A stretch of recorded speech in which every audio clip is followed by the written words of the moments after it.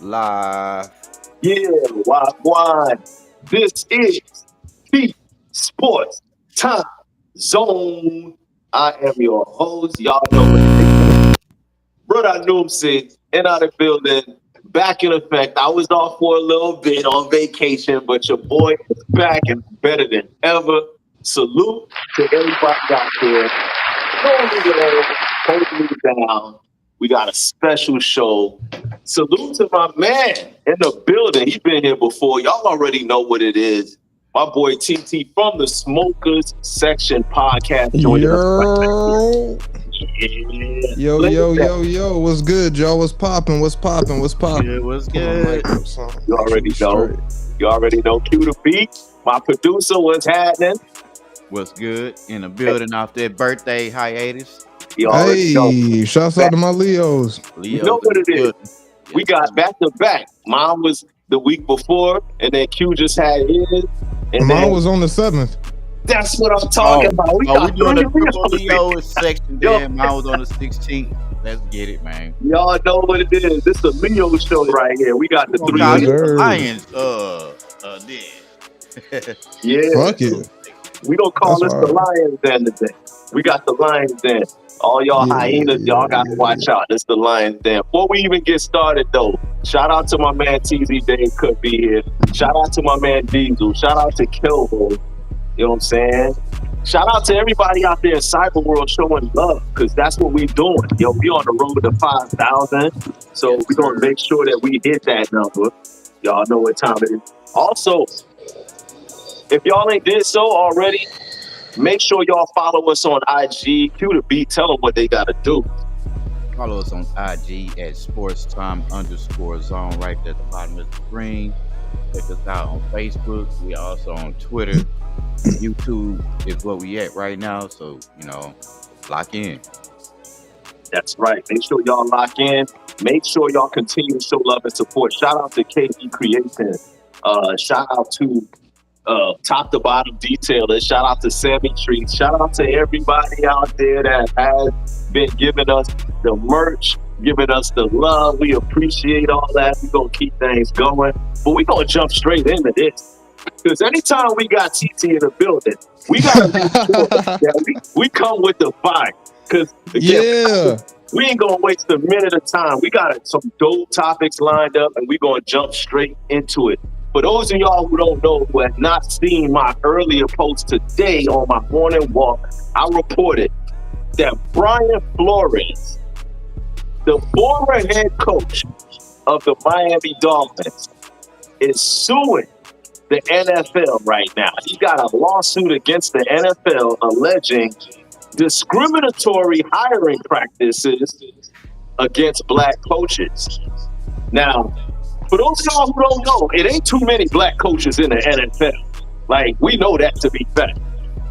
And in addition to there being not that many black coaches, they don't even get opportunities. When they do get hired, they get fired pretty quickly, and they don't really get a chance to prove themselves. So with this lawsuit that's brought to the court, initially the NFL tried to block this going to the courts. The NFL wanted to keep this in-house. They wanted Roger Goodell to be the judge and the jury to determine if there is discrimination against black head coaches. So, T, being that you recently been made aware of this situation and this topic, how do you see this situation playing out? Do you think that this trial that they're about to have, do you think this is going to change anything? Do you think it'll make it better? Do you think it'll make it worse? What's your whole thoughts on this Roger Goodell and versus Flores, the black coaches and all of that? What's your thoughts of this situation? And then I'm going to jump in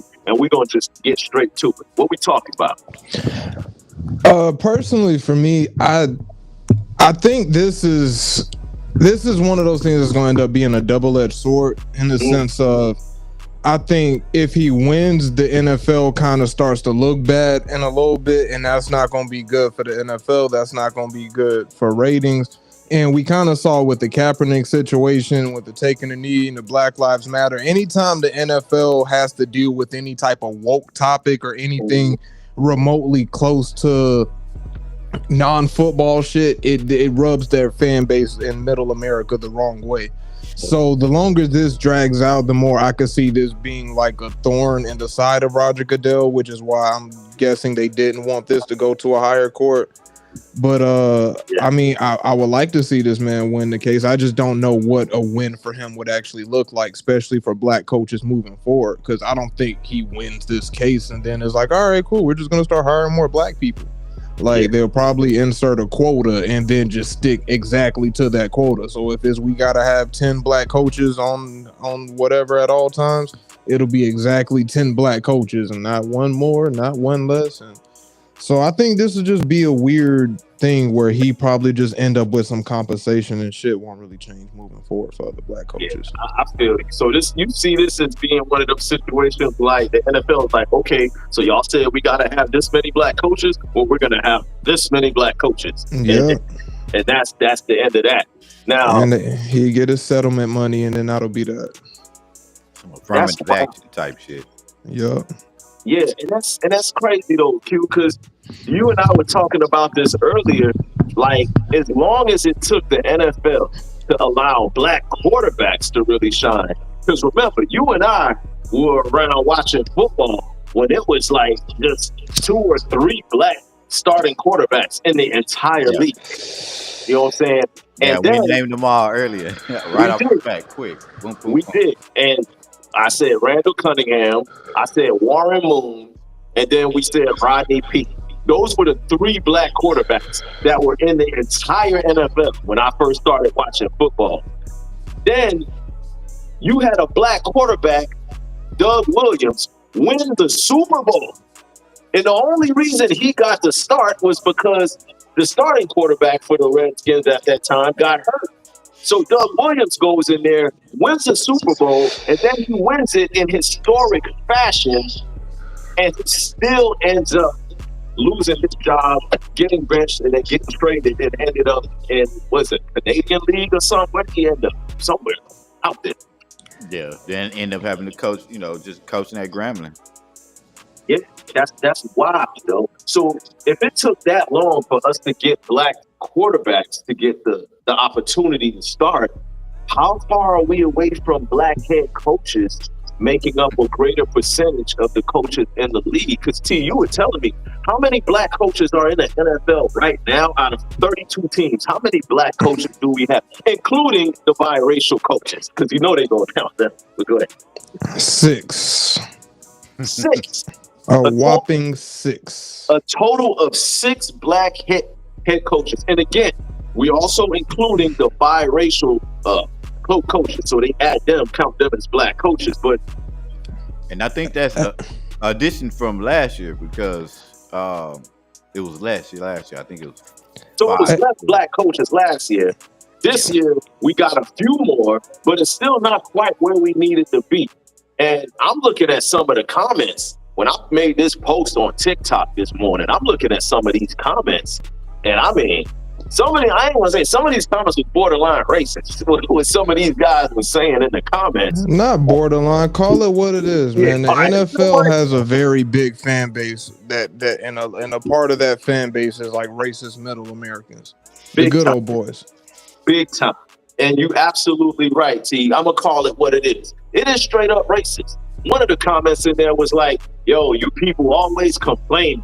How about maybe the black coaches are just not good enough? Maybe they just not. Well, my answer to that is, look at how many Caucasian coaches that come in there and stink it up, and they give it year after year after year to try to make something different. There's some coaches that are horrible, but what do? When the coach is horrible, in these cases, they trade the quarterback, or they'll look at another player, or they'll look at everything except for the coach. But when it's a brother, the first thing they do is fire the brother. Lovie Smith, me and you was talking about this, Q. Lovie Smith got fired from a Texans job that he actually did what he was supposed to do. Well, he came into the team. The team he came in after they destroyed the team. You talking about after they destroyed the team? Yeah, They Yeah. destroyed But the team. He came in. He was basically set up for failure. I He mean, ended up he had no chance to win. I no think you chance. said something though that was very telling, and the NFL has had this stigma, I think, about black people that we just are lacking in the intelligence department. So Mm. when you look at how long it took for them to allow black quarterbacks in the league, just because the quarterback position is supposed to be the smartest position, you're supposed to be able to read the offense, yada yada yada, make quick decisions, this, that, and the third. You know, a lot of times we as black people get looked at as stupid, for lack of better words. And so back to the coaching shit and back to the quarterback shit, it makes all the sense in the world that they don't want a whole bunch of black people in those spots, because a lot of times they feel like, you know, y'all ain't capable. And even to the quarterback shit, even today, as you know, as many success stories as we've seen, we still see the black quarterbacks get hit with the running bullshit and Yeah. are you really a quarterback? How they was Yeah. trying to get Lamar Jackson to switch positions before he came into the league and shit. Like, I feel like that's just a fight we gonna be fighting with them as long as we looking for their approval. So, but that's a Yeah. whole different conversation. No, but It's held to a different measure with our black quarterbacks. You can see it now. Always. Even with Jalen Hurts, they do it with him. Even with Patrick Mahomes, they doing it with him. It's like they saying he already reached his prime already. But I got a question. I mean, you never would dare hear them say that about Brady. Never. You know, at this Never. point. Hey, y'all think that if Patrick Mahomes wasn't biracial, he'll get the same push from the league that he gets? That's a good question. And Like, same talent levels, same, you know, abilities and shit. But if he was just like if he looked like Lamar Jackson or Jalen Hurts, y'all think he'd get the same push from the NFL? No, I don't think so, because I think only because he have. Jalen Hurts just won a Super Bowl, and they still pick his game apart. They still they- talk about, you know, They got him ranked as like the 9th best quarterback in the league right now. exactly. They talk about his deficiencies, and oh yeah, you know, he benefited from a great team, and he's a great game manager. You know, they use these kind of terms like that to describe a Super Bowl championship quarterback, a quarterback that just won the Super. So if they keep moving the goalposts, black quarterback wins the Super Bowl, but he's a game manager. He could be the Super Bowl MVP. Don't forget the tush push. Don't forget the tush push. Okay, there's that too. Then you got the tush push. So going back to what you were saying, T, yes, they did look at black quarterbacks as mentally inferior to not being able to have the quick thinking ability, the decision making that it takes to be a quarterback. So you know what they used to do with quarterback or with black quarterbacks, and this wasn't that long ago.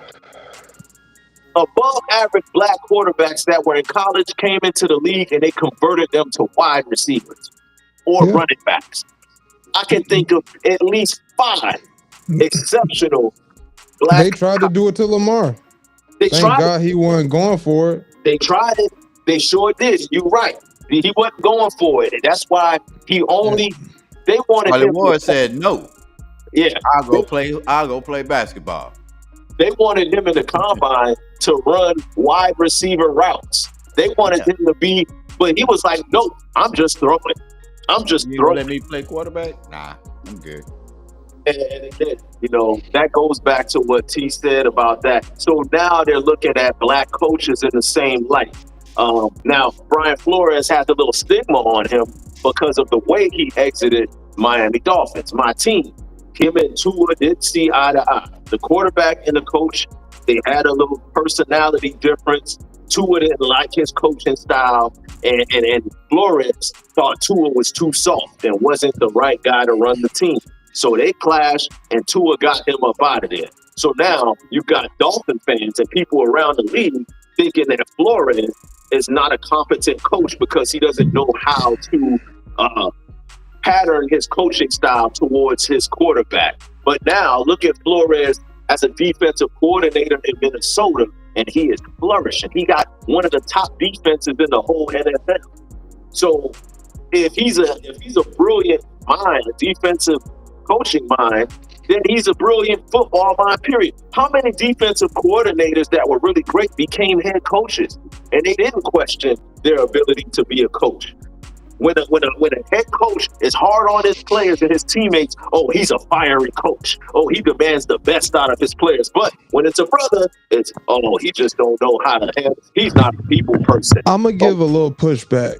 And the only reason I'm gonna give some pushback is because I think today, now more than ever in sports in general, franchises be under a lot of pressure to keep their star players happy.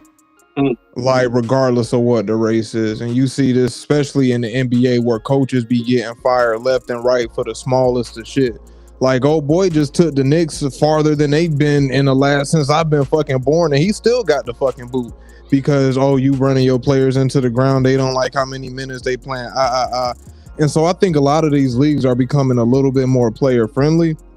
And that's just something that's coming at the coach's detriment. And if you not an Andy Reid or Bill Belichick or a coach who got like championships under your belt and you grandfathered in from back in the day, then it's just kind of up for y'all niggas. You got one season to prove why we should keep you. And if not, you got to go. And especially if our quarterback don't like you, like it's one thing if you in the receiver or you in the corner button is, but nigga, if our quarterback don't like you and we got to pay this nigga and we don't know when we might be able to draft somebody else, yeah, you got to go, bro. We paying this nigga 30 mil a year. You getting 5, nigga, bye. I see that. And I get it. And even with it. And you a nigga? Oh, we didn't want you here to begin with. At least with the NBA, though, the discrepancy between black and white coaches is not as great as it is in the NFL. But oh no, I mean it's ridiculous because the NFL is like 70% as far as players, like 70-something% African American players, but in coaching, it's only like less than 2% or 3% of the coaches are black. So there's that. At least, but in the NBA, let's talk about the Golden State Warriors with Mark Jackson. Let's talk about how Mark Jackson put together that Golden State Warrior team with the Splash Brothers, Draymond Green, and all those great players that went on to win championships. Appreciate it. Go of, and Kirk comes in. I appreciate that, Mark. Right. So Kirk good looking out, G. So similar situation to Lovie Smith. Lovie Smith was the reason that they drafted your boy. Who's the quarterback in Houston right now, Q? CJ Stroud. Lovie Smith deserves the credit for drafting CJ Stroud. They get rid of him, bring in another coach, and now look what we're looking at. You know, so they say you didn't follow the program. You was supposed to lose the last fucking game. Yeah, and you won instead. And ain't nobody bigger than the program. Y'all should know that. Like we know that to be factual. This is not Coach Carter, nigga. When we tell you to lose, y'all fucking lose. All that gridiron gang shit and we got heart. We gonna fight to the end. No, we're not. We're tanking. Draft position. Stay focused. Yeah, real talk. Yeah, y'all drop in the comments how y'all feel about that.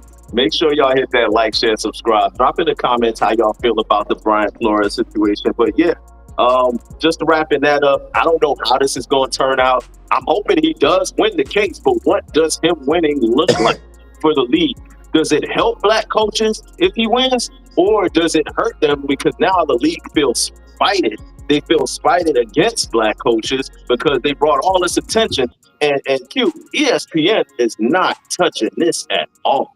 I don't think I have seen one ESPN article, one ESPN segment, not First Take, not in the, what's that morning show that they got? Get Up in the Morning. Like none of Monica McNutt, none of them talking about this, y'all. None of the blood clot people want to touch this one on ESPN because NFL is the ESPN. That's their cash cow. So they ain't gonna touch this. But you know who is? The Sports Time Zone, dog. We gonna talk about it right here. So, salute to Brian Flores for at least getting it this far. Because a lot of people, boy. Yeah, you gotta watch it though. Because let the Minnesota Vikings give up too many points on defense this year. Hey Brian, if you just happen to hear this, take the first offer they give you. Please don't try to fight this shit all the way out. Because I like you. You seem like an upstanding gentleman. Go back home to your children. Yo, real thing now. Get that bag though. I swear. Man, get the bag. Now, transitioning over from the Brian Flores situation, just over to the NFL, man. The football season is a couple of weeks away. We about to kick off the NFL regular season. I know we've been watching preseason. People know, see, I'm on record saying that I don't really watch preseason games. I have a problem with watching meaningless football. I don't watch preseason for any sport. I don't watch preseason basketball. I don't watch preseason football. Just let me see the finished product. I don't want to see who might make the team. I want to see who is on the team. So the real thing about to start real soon, and we about to get this season kicked off. I'm going to start this thing off with my Dolphins, and we're going to go around the world and kind of talk about expectations of our teams. As far as my Dolphins, we lost a lot, man. We lost, Jalen Ramsey. We lost Javon Hoffman. We lost Xavier Howard. That's just on the defensive backfield side of things. Then we lost our defensive linemen. We had a lot of plethora of injuries last season on defense. So it was looking bad. But we did draft. We had a pretty decent draft. We drafted a couple of DBs. We got a corner. We got a safety. We got a defensive edge rusher to kind of help out on the other side. What I didn't see us do was address our O-line that much. Tua, if he takes one more concussion, yo, T, I swear, if he takes one more concussion, you're going to have to go out there and suit up for my Dolphins, T. Because at this I'll point, be nice out there, bro. I believe it. You probably carve a defense up out there, yo. Yeah, but no, I said this when we had our show earlier this season during the draft. I said that the Dolphins needed to address the defensive backfield, which we did, but we also had to address the O-line because we're only going to go as far as Tua takes us. And this is a prove-it year for him. If he don't prove it, then this is all for naught.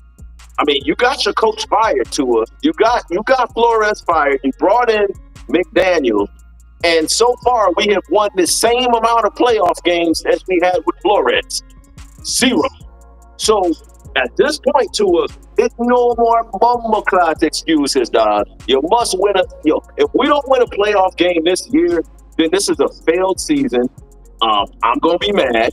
I'm not wearing a Dolphins hat for another year or whatever. But all in all, I'm kind of satisfied with our draft. And I hope that we can pull some shit off this year. T, you roll with the Philadelphia Eagles, the Super Bowl champion. What do you see on the horizon for your team this year? And are you pleased with any moves, if any, that y'all made in this offseason? Hey, the worst shit them people could have did was troll Jalen Hurts this whole offseason. Yeah. Like, I really thought they would have hopped off his dick a little bit and gave him his flowers, and all I kept hearing was, "Oh, well, it was the team this and that." And then to end the summer, down Cam Newton talking all this shit he talking, and I'm like, all right, bet. Y'all gonna give the champions motivation coming into the season? That's fire. I appreciate it. We'll see y'all again We'll see y'all again in the Super Bowl. And then Saquon Barkley coming back again. Y'all kind of jealous, dog. Y'all got man.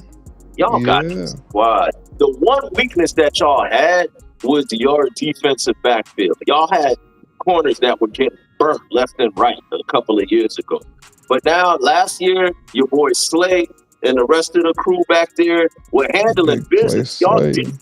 Y'all defense was rocking, man. So I'm a little bit jealous. I don't even think y'all need to make any moves. I think y'all keep the same squad. Just stay healthy, play our game. Don't let none of the critics talk you into trying to overthrow the ball. Like, the Eagles play a really good brand of football. That's going to be the key. Just play your brand of football. Don't let Stephen A. Smith and all these other motherfuckers talk you into doing some shit, trying to play hero ball and do all this stupid shit.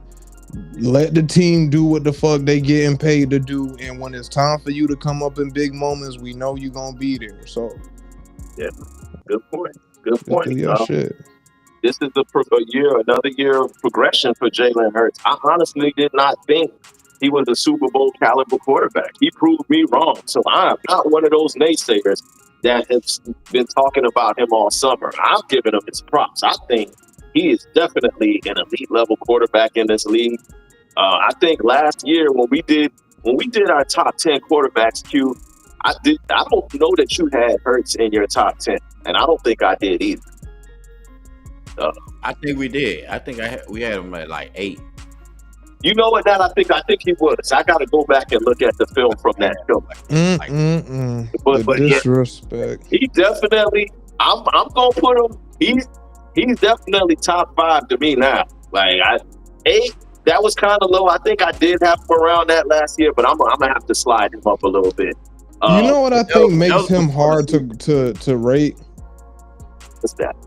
I think Jalen Hurts has just so many intangibles that you can't really quantify and put on paper. So I think in a lot of people's lists, he gets lowered because he doesn't throw the ball like most quarterbacks do. But I think there's something to be said about somebody who can just get the fucking job done. Like, I think people overcomplicate shit when they analyze it. If you have somebody who can win fucking football games, what else do we really need to talk about? Like, I hear all these people talking about, well, if it's 3rd and 9, can he stay in the pocket and yada, yada, yada? Well, motherfucker, if I don't have to, then why would I? For real. It's like when niggas was telling LeBron he needed to shoot threes and nobody could stop him from dunking the ball. It's like, what the fuck are we talking about? That's that mental psych out. You know, they trying to tell you, like when you whooping their ass one way. And you just keep doing that, and it's like, yes, and I'm going to keep doing it until you stop it. That's like somebody who's beating you consistently going right, and then you get mad and say, "Well, I bet you can't go left." You right, I can't, and I bet you can't stop me from laying this shit. One day they gonna stop it. Telling you, man, it's just because he black. That's all it is. And then what? Can you do that? Yeah, that's the thing. So There's if I do just sit back and just, you know what, we gonna let you. We gonna force you to sit in the pocket. Can you do that? But I think he can. People just overanalyze. I got Saquon Barkley. No, you can't. That's what I'm saying. Because that's why they give him the negative. Because look what he got. He got Saquon. He got Brown. He got the best line. But my thing is that when well, y'all tell me, because y'all a little older. Were niggas mad when Brandy Moss went to New England? I don't think it was a real thing of that. It was more so, I remember people saying like, well, dang, Brady got weapons already. Why they don't need that? They don't need him. You know, it was just one of those things where it was kind of a few people like, man, they rigging this shit for him to win, bro. It's a cheat code. Yeah, because we knew for a fact before the season started, when they got signed, everybody black in our black community was like, damn, they probably don't lose not one fucking game. Right. And they did. Damn, they didn't. Kept saying they didn't lose until the last game because at that time Randy Moss was at his prime. He was unbelievable. And yeah, he was at that time. He was at the top of his game. But you know, again, there was a select group of people that was like, yo, this is like a cheat code. Tom Brady. Yeah. And remember, with the Patriots, they were throwing out nobodies out there, and Brady was still out there making them boys look like Pro Bowlers. So when you get a Randy Moss and threw him into the mix, it was just like, was that not the year that they almost went undefeated? Yeah, that was an undefeated year, but they lost in the Super Bowl. But they lost in the Super Bowl with the helmet catch with the New York Giants. So even with all of that, they didn't get the job done. But yeah, the league did kind of look at it like, yo, this is like a cheat code. But going from the Eagles to the team that they actually beat to win the Super Bowl, your Kansas City Chiefs, Q, how do you feel about the Chiefs? How do you feel? Yeah, y'all got a little how you feel? Hey, for those of y'all just joining us in the comments right now, drop in the comments how y'all feel about y'all favorite team and what y'all think they're going to do this year. But Q to beat, talk to us about your Kansas City Chiefs and what you think these boys going to do this year. I think we should be all right. We rebuild the line, so it just really depends on the O-line. We got old boy from Ohio State. He pretty cold, man. So he has been showing up in practice and preseason, doing pretty good for what for what we got him at. We got some speedy young receivers. I mean, Rasheed Rice got to sit out, so we got to speedy young receiver. Got to worry about that shit when that comes around. What's going on with Rice though? Like we was in the news a little bit over was it the summer last year? What's going on with him off the field? Well, he got that accident, so he awaiting a case to see what's gonna happen with the accident. So once that happens, the NFL will do their suspension. Now they trying to suspend for 10 games, and people like, wait a minute, hell no, y'all talking about 10 games when y'all didn't do Justin Tucker and Watson like that. They didn't get that many games, and they shit is way more severe than. How many games did Ray Rice get? Remember the elevator incident? Yeah. Ray Rice, I forgot how many games did he get? I don't think it was 10. Yeah, it wasn't 10. It damn sure wasn't no 10. And it was on film with a right hook. Wow. That was a different time in society.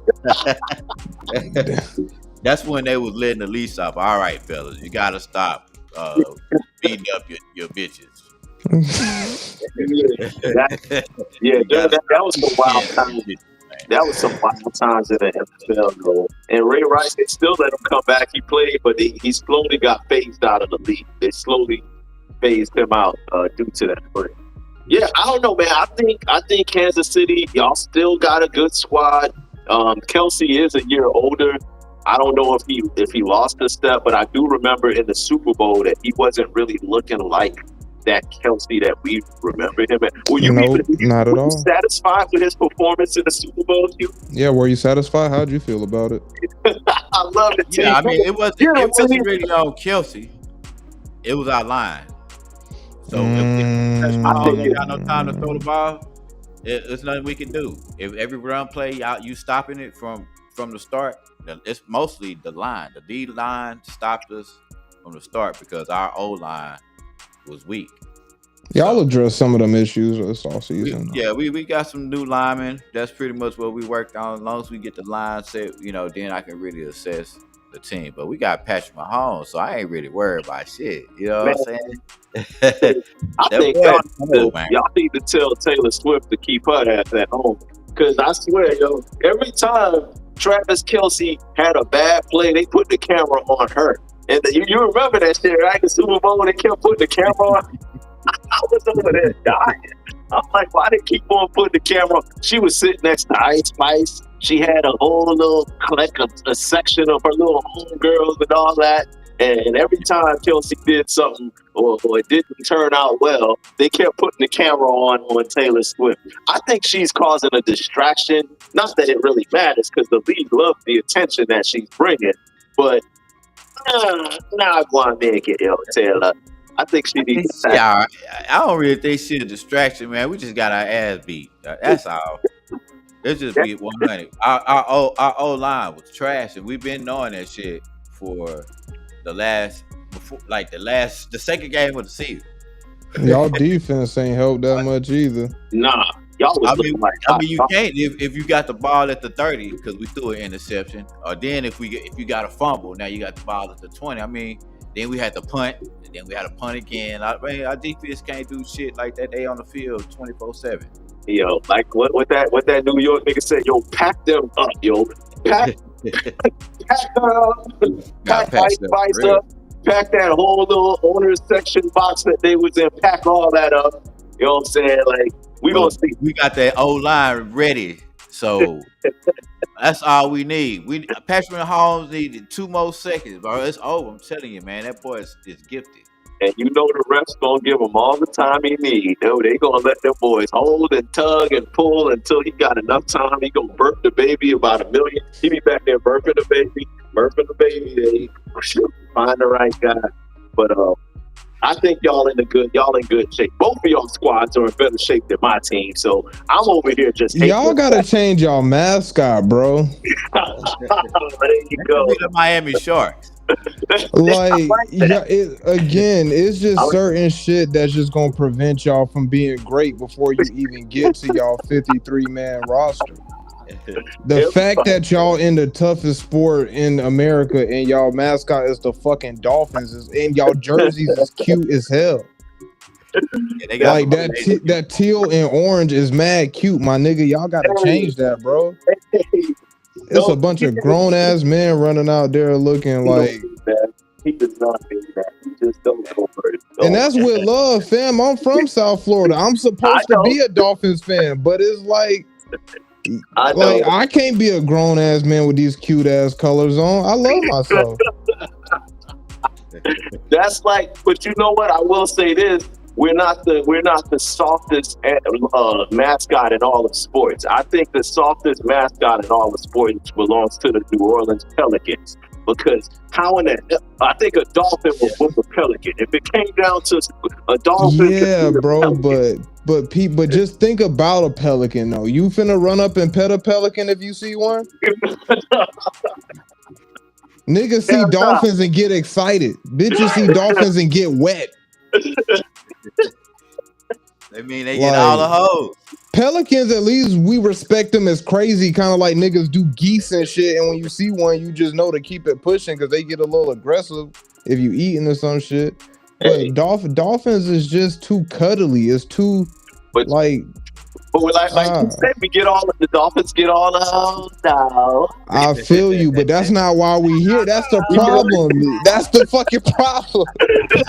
Tyreek done went down there and dropped 2 more jits. That's the issue. The fucking hoes. Get your head in the game. Boy at the beach. Right, nigga down on Bayside, big chilling on a Sunday. Nigga go run a route. Your quarterback out there fighting for his life. Help him. That man 1 sack away from his brain being a scrambled egg, and this nigga out here expanding the family. All right. He had to grow, man. Yo, you're right though, because Miami, it's too much going on in Miami, too much distractions, and then on top of that, we got a little dolphin, a cuddly mascot. But you know what? I'm gonna rep my squad. I'm gonna rep my boys. But you're right. We might need to. That's the problem, fam. Y'all need to leave and abandon the team so the franchise will realize they gotta do shit. But as long as y'all that's why the Cowboys in the predicament they in. Niggas is too loyal to bullshit. Yeah.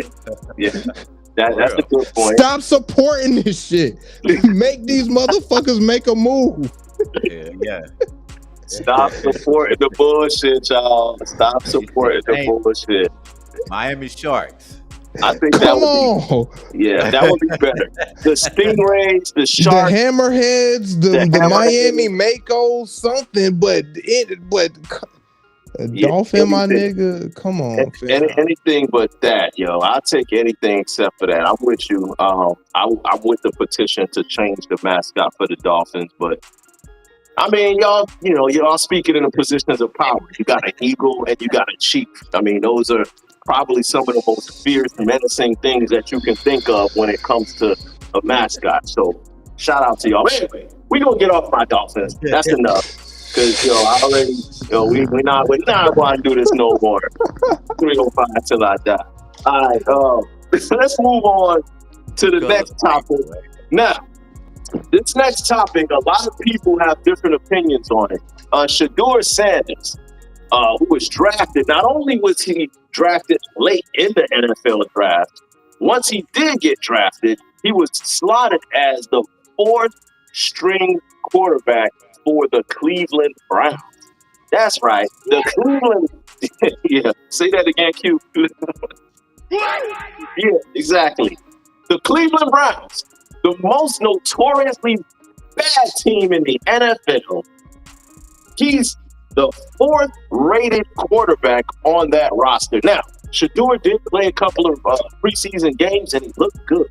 They say in practice, he's outshining the other quarterbacks in practice. He's doing his thing in practice, but he is still listed as the number 4. That means they're saying there's 3 quarterbacks better than him on that team. Not only that, the league was saying that there's 100 better quarterbacks than him in the draft. How many quarterbacks were drafted in front of him? And now, how many quarterbacks are in front of him on his own team? So I ask you, T, do you think that the Cleveland Browns are getting this right by having him so far down on the depth chart and making him prove and earn his way into not even a backup role, even a third string role? Like, what are you saying on this Shedeur Sanders? Have you seen any of his games? Like, what is your thoughts about where they at? Back to the black quarterback situation, fam. We already got a lot in the league right now. They not trying to just the NFL is literally fighting against what happened to the NBA. Yeah. And I feel like they just not ready to just give up and just say to hell with it. It's like, so with Shedeur, it's like, I don't know. It's unfortunate. I did get a chance to watch his preseason game. He played pretty good, but I think that because they intentionally drafted him so low, I mean, he was projected to damn near be the number 1 overall pick, if not top 5, and then he ended up going in the 5th round. So It's like, I think there's a lot of pride in what's going on right now and a lot of ego, where if they start to move him up the depth chart, somebody going to have to admit they was wrong about his draft position. Somebody going to have to admit they was wrong about the whole, what's the other boy they got ahead of him in the 3rd spot right now? Dillon Gabriel. Dillon Gabriel. So is a lot of shit was said early on, and a lot of people had their chest poked out and was talking real big shit about Shedeur. And I feel like if they start to backtrack and move him up now, even though it's deserving, a lot of people have to bite that shit they was talking, and it's just too soon for that. So I think they just gonna keep him down there as long as they got any type of excuse to, especially because nobody's expecting him to start. It's like, all right, cool. We can just keep, whether he's 2nd on the depth chart or 4th, it don't matter because we don't see ourselves having to play him anyway. So I think just for ego reasons and motherfuckers wanting to still feel like they was somewhat right, they gonna keep him out of there. Because Dillon Gabriel's completion wasn't bad, but I believe he did have a fumble or some shit. Pick six. There we go. And it's in the preseason shit. Yeah. So he did. Now, so Q. With Shedeur being so low on the depth chart and having to prove himself and work his way in, I do believe at some point in the season he's gonna get some run, because I don't see Cleveland. I mean, unless the Browns start off like 4-0 or 4-1 or 5, we know that's not going to happen. But let me see what their schedule look like. Yeah, take a look at this schedule, T, while we do that. And Q, you were saying something to me earlier also, that Patrick Mahomes was in a similar situation as Shedeur. Could you enlighten us a little bit on that and how you feel that this might translate better for Shedeur? Yeah, so I was saying the Cleveland Browns has been a shithole since Madden 92. They lose all 4 of these games. You know, since we played with them on Tecmo Bowl. Remember we used to get Kevin Mack run around with Kevin Mack on Tecmo Bowl. But they was always a shithole team organization. You know, then they went to the Ravens and then they got the team back, blah, blah. But I think at this point that they're trying to actually change that narrative. So I think by them going ahead and letting Flacco play, who got the, veteran leadership, he got the Super Bowl, he could show Shedeur, he could kind of mentor him a little bit. That also with that is not happening. Yeah, I know, but they just trying to make the look. They trying to look just to look the part. They want to look the part.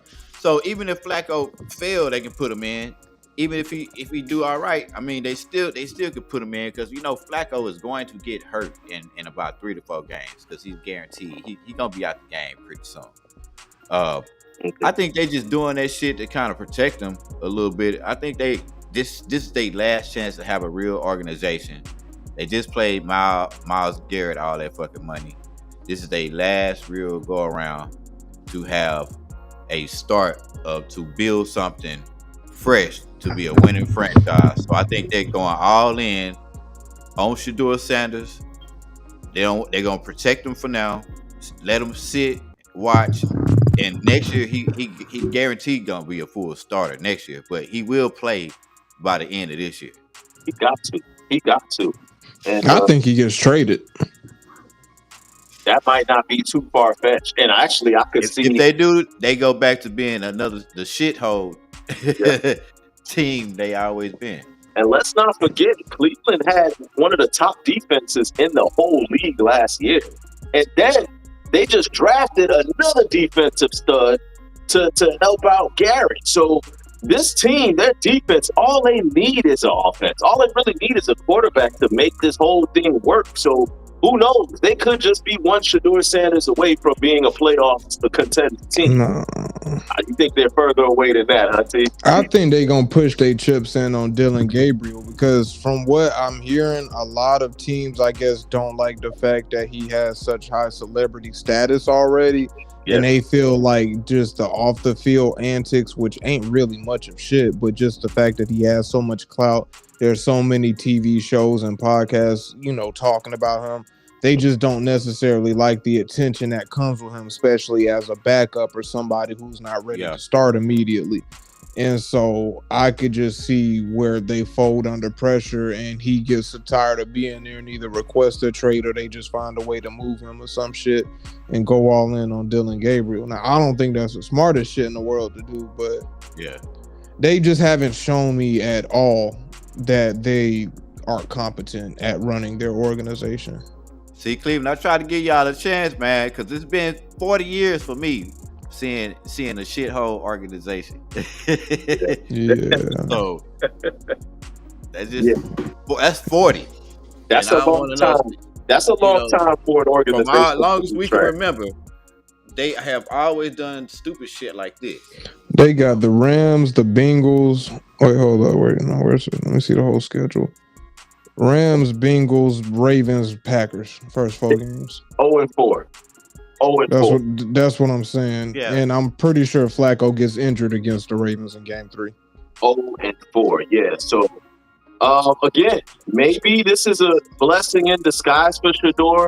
Let them boys start off trash. Let him just sit and chill and then have his camp force a trade, get him somewhere else.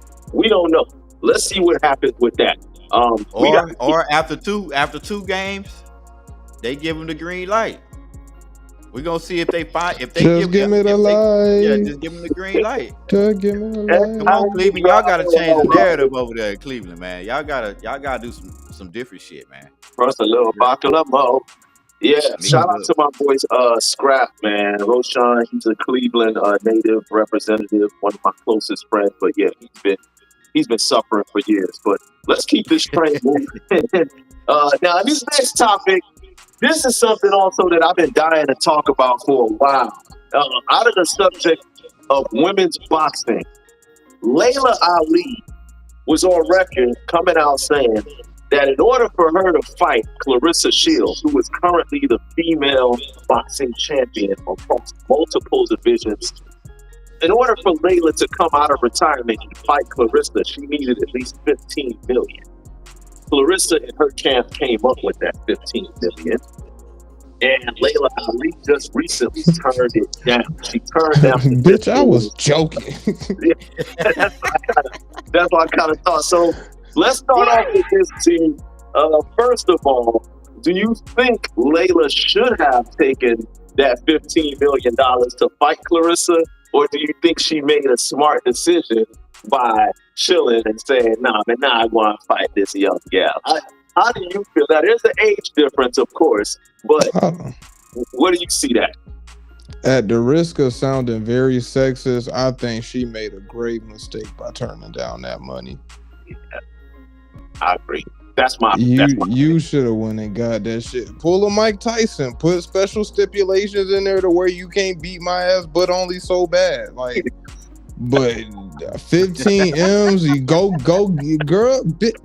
Look, man.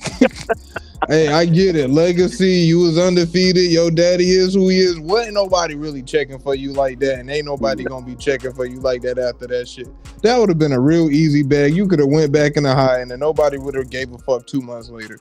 Okay. Like, Alicia Hampton says that LAILA really don't have anything to prove. Now, if or that was lose. Muhammad Ali, her daddy would have never. Her dad would have took that fight at whatever. Alzheimer's and all. Muhammad Ali would have got in there and put. But again, and Aricia, how can you say that she don't have anything to prove when she came out beforehand and said, "There's not one female fighter out there who can touch me, and for me to come back and fight, I'll do it, but it got to be at least 15 M's." Claressa came with the 15 M's, like, bam, they go to 15.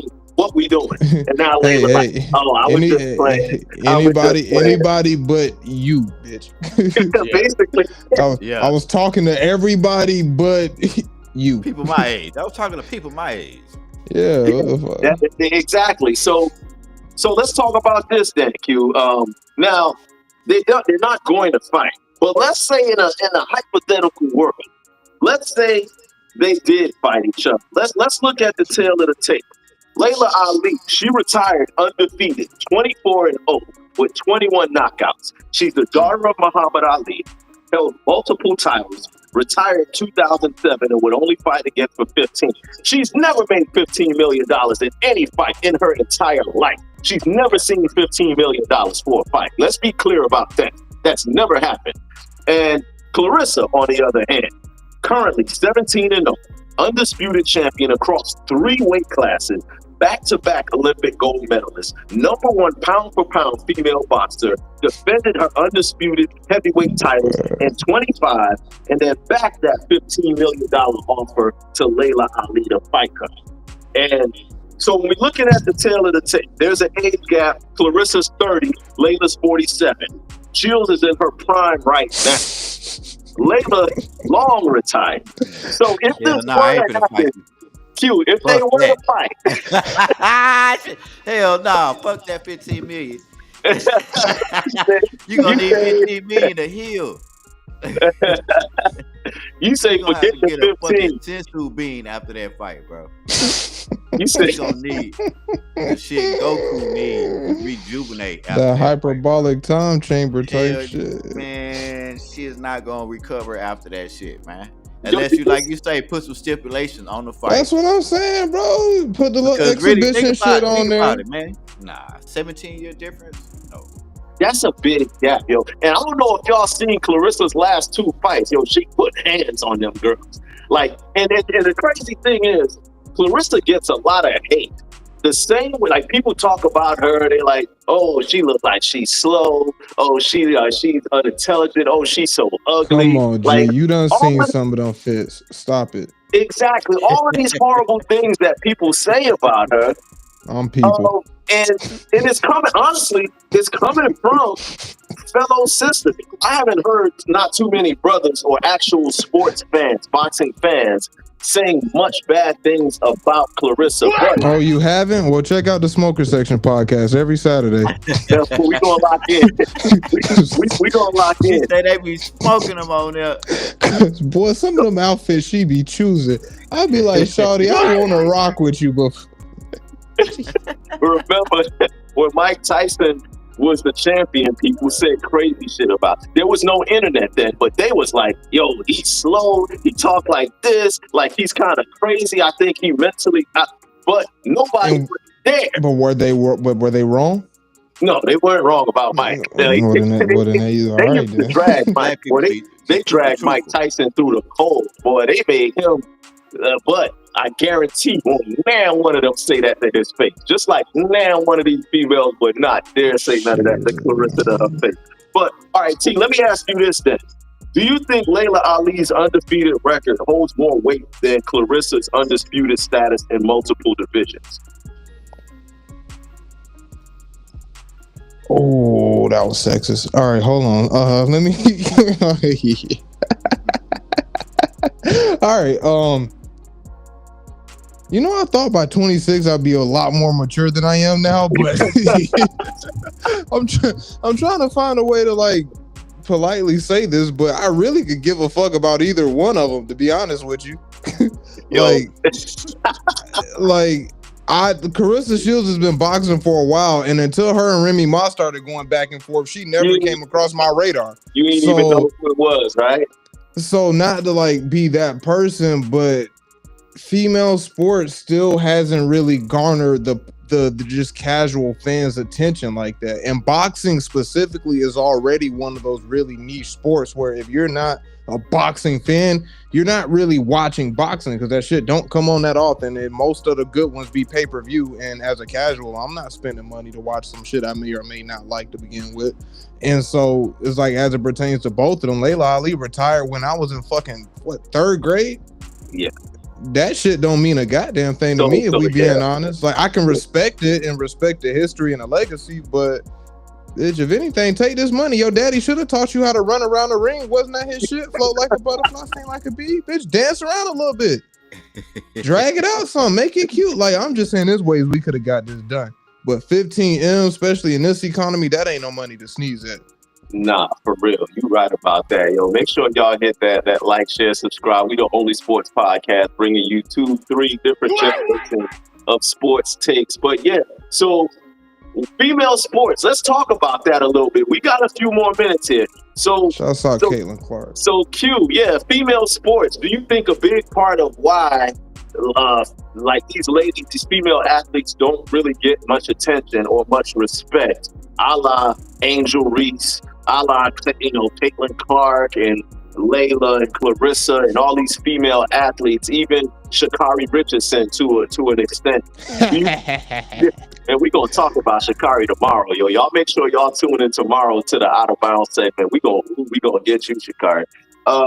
But yeah, Q, so do you think the fact that female sports just isn't really that popular, it doesn't really garner that kind of attention, do you think that has a lot to do with why these ladies, because these are elite athletes. These ladies are elite athletes. So how do you feel about that when it comes to ladies and their lack of support that they get from male viewers? Well, most of the lack of support comes from them. They don't support their own shit. Like, I mean, if you go to the games, go look at the WNBA game. Look at the crowd. It'd be more niggas in there supporting than women. Cause men, at least you gonna have just basketball fans. Yeah, we just like, since I'm a fan of basketball, I watch basketball. Yeah, and so, the WNBA tickets be cheap. So if you just trying to catch some basketball on the low one night, I got $15 for you. I'll pull up and go watch the Sparks or whoever the fuck is in town. And you feel me? It'd be a bunch of men in there, and then like girls who play AAU or some shit that be in there checking it out. But the normal casual female is not supporting the shit they complaining about.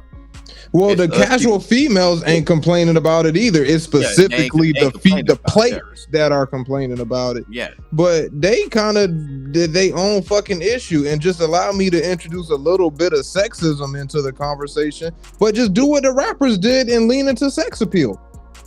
Queen Latifah and all them niggas were struggling to break through, and the second Foxy Brown dropped it like it was hot, and then motherfuckers was through the roof. See, that's how I know. And when I said it on the show, all of the ladies jumped down my throat. They was, well, not literally, but they all the ladies was like, but see, that's this, because I said it. I was like, yo, the WNBA now. Throw the booty shorts on and watch y'all viewership go up. Look, the WNBA now has more eye candy than it ever had before. There's far more, I want to say, physically appealing female basketball players than there's ever been. And ironically, it has grown. Ironically, the WNBA now has higher rates than they ever had. Go ahead, Q. They sent Brittany Griner ass to Russia and the viewership went up. I saw what happened.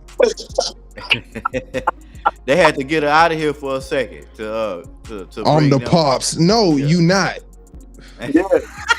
Look, man, me and TZ did our top 5 most banging WNBA players, and I got dragged. Yo, I got dragged like they got me big time. Them ladies was not happy about me doing a segment about the most attractive WNBA players that's in the league. But y'all ladies do it. Y'all look at football players for their muscles and the tight pants and like half these women is married to Steph Curry in their head. Yeah.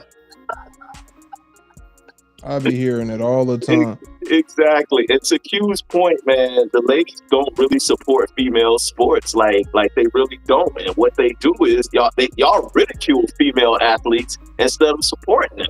Y'all drag these females through the mud worse than men do. Y'all Let them beef.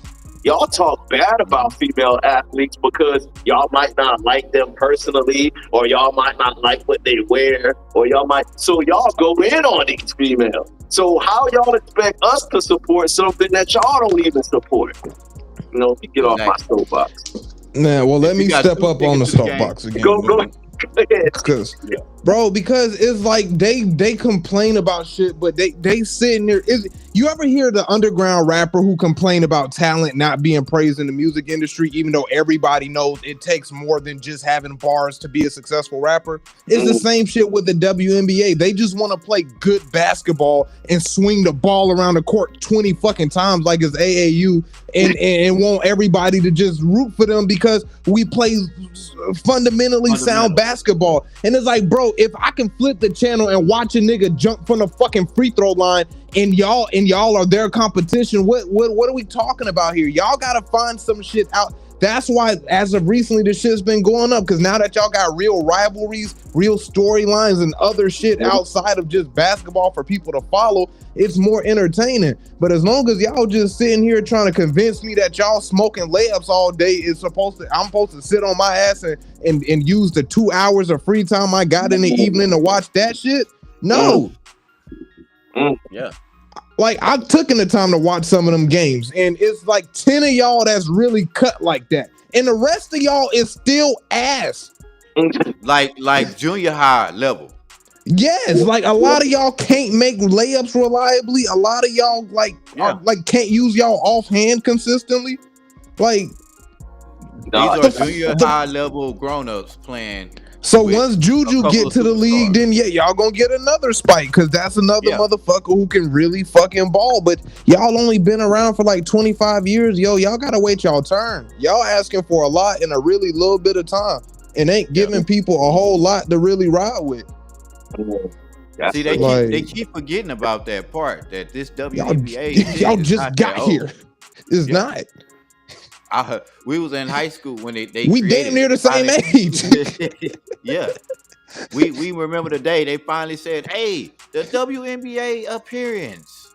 And remember Noopsy? I remember. They can't say we wasn't supporting, because no, we wasn't. Everybody was on board. Yeah. Bill Russell and them niggas was making $50,000 a year. I watched all those Houston Combat Championships with Cynthia Cooper. We was watching every game, bro. Yeah. Thompson. Like, I watched, but again, I didn't know too many females that were watching. I knew more men that watched than I knew females that watched. So there's not really much support there. I bet if they let them fight, the women will start watching. We're a little over on time, but I don't care, T. I wanted you to talk a little bit about this topic. This close us out with this topic that we were discussing a little bit earlier, where there's a situation with a cheerleader that was of a male. You know what? T, I'm gonna let you just tee it off on this. I'm gonna sit back. Hey, the NFL is slipping, y'all. But go ahead. Hey, we losing the NFL, y'all. They up out of here, man.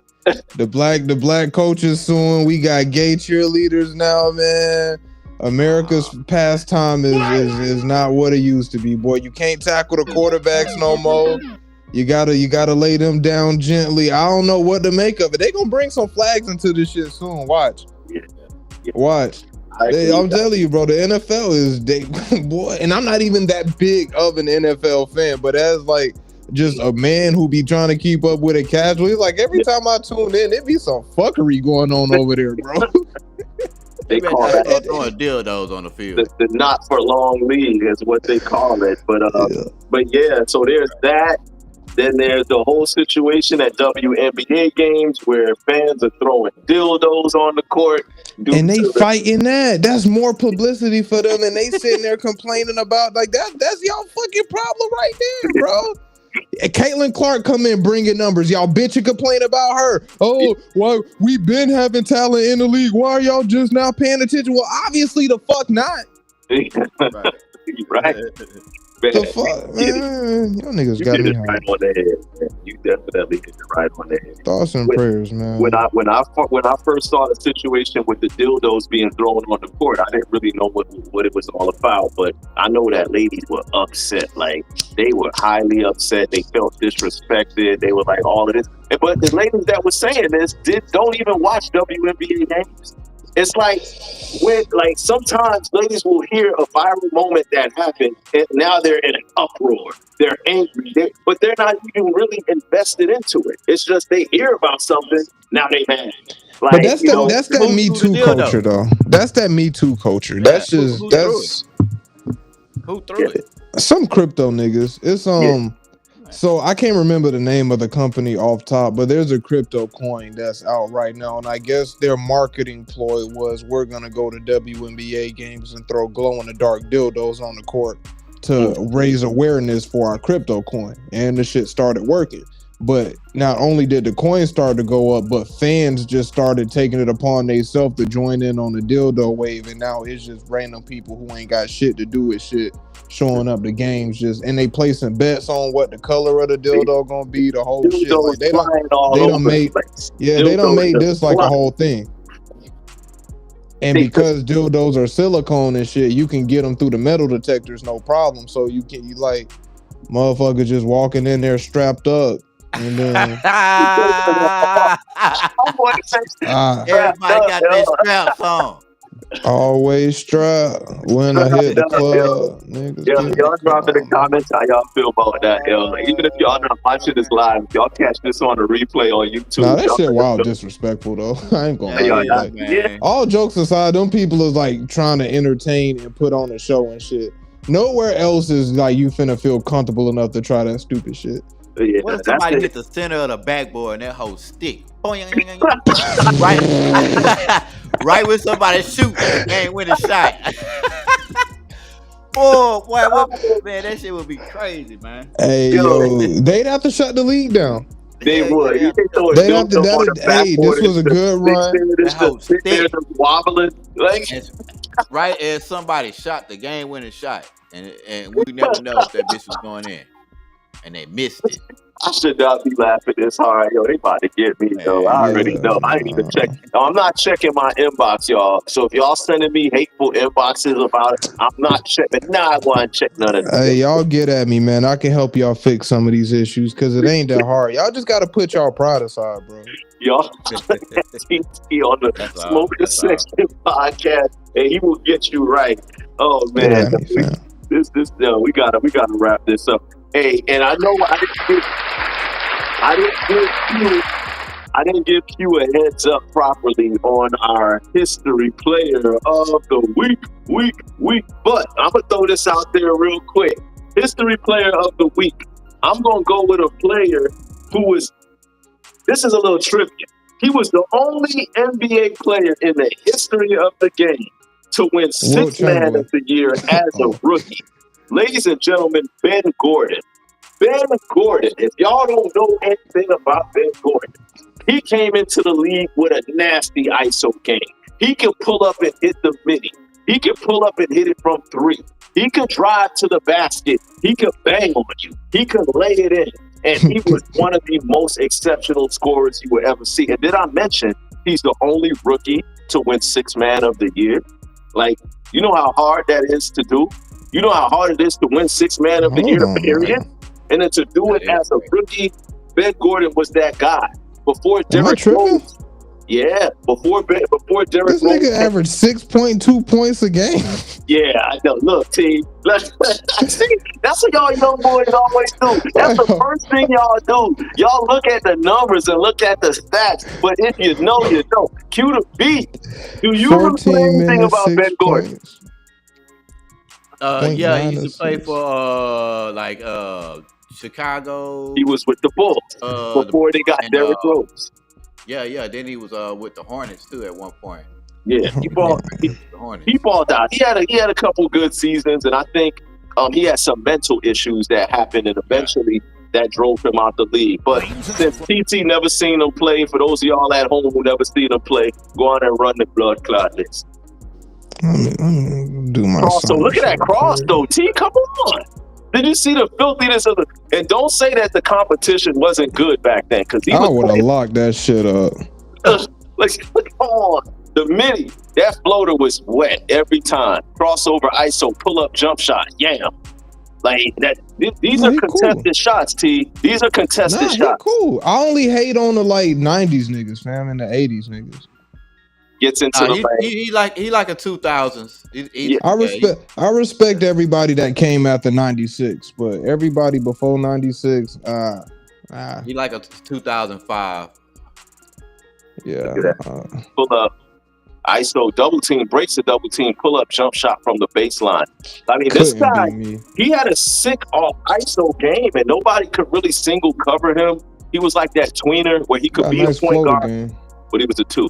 He had a pretty decent game. Yeah. So y'all just looking at he got into the lane at will. That crossover was filthy, and he could pull up. So yeah, ladies and gentlemen. Let me see.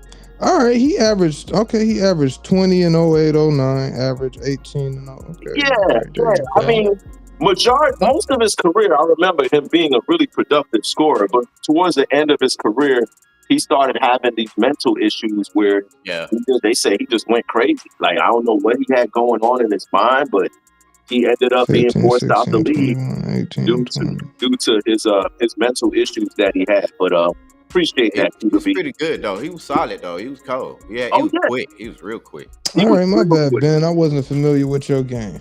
Yeah. See, that's why we do this. See, that's why we do this. That's why we do it. For people that are forgotten, or also people who you may never even seen play because you was a lot younger when it happened. Again, we are the only podcast that brings you multiple different generations' take on these sports topics. And so now we've come to the end of the road. We're at the last segment where we do our 2-minute turn up. I'm going to start things off right now. Football season is right around the corner. I hope my Dolphins do exceptionally well this year. I'm looking forward to it. My Hurricanes, look, we about to retool and revamp. We had a really good recruiting class this year, so I want to see us do well and I want to see us succeed. Big shout out to my boy Diesel Greasel, who just dropped an EP, album. Make sure y'all check him out on Spotify. He's also got a comedy special coming up in Dallas, Texas on the 29th of August. So y'all make sure y'all check that out. What else? This is the Leo season. We got 3 Leos right here. Yours truly, Q to B, and my man TT. This is the Lion's Den. So salute to all of the Leos. We still got a little bit more time that is Leo season before we transition to them Virg hoes. But right now, it's still Leo season. So big Leo energy. Top of the thing. A mí será, no se será. Run the thing. So TT, 2-minute turn up. Last 2 minutes for you to say whatever you want. Talk about what you want. It's on you, brother. I do a podcast, I'm on my business, and I stay the fuck out the way. I don't need 2 minutes. Y'all get at me. That's what's up. Make sure y'all tap into him Smoker Section podcast. In case y'all don't know, get at me. I will get you a link so that y'all can check him out. Hey, I still owe you a visit, T. I'm waiting for that invite so I can pull up. Nah, we gonna do it right, man. We gonna do it right. I've been just chilling, fam. I've been chilling. I haven't really been potting that much lately, bro. Work been kicking my ass, man. Work been kicking my ass. I'm definitely feeling that too, because I've been going through the same. But Q to B, take us home, brother. Y'all be safe out there. We getting up out this hurricane season. So y'all be safe, man. Get your water and shit. I know it's a lot of flooding and all that bullshit going on, but y'all be safe out there in the streets.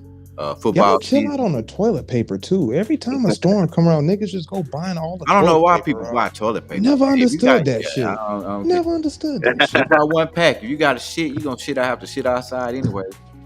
Yeah. All type of other shit. So it don't even really matter. Yeah, that's the way we do it. Yo, make sure y'all tune in tomorrow night, same time, same station, 8 p.m. Eastern, 7 p.m. Central. We we got the out of bounds segment of the Sports Time Zone. So we're going to have some other topics. We're going to talk a little bit about everything tomorrow. So make sure y'all tap in. Also, on Saturdays, we always do our underground hip hop spotlight. So for those of y'all who know anybody who makes good music that don't get the shine that they should get, they local and they trying to get a push, y'all send their music to us at the Sports Time Zone, and we'll get them some spins on Saturday and do live reaction and live reviews to these underground artists that deserve to get a good look. All right. So for my sitting and acting co-host TT from the Smoker Session podcast, for my producer Q to B, I am Brother Noomsi, Sports Time Zone. We are out, and those of y'all who want to know, this is Deuce 305. We're gonna go after that. Feel like I'm slug, I got so many flows. You get a bat like Santa, you gon'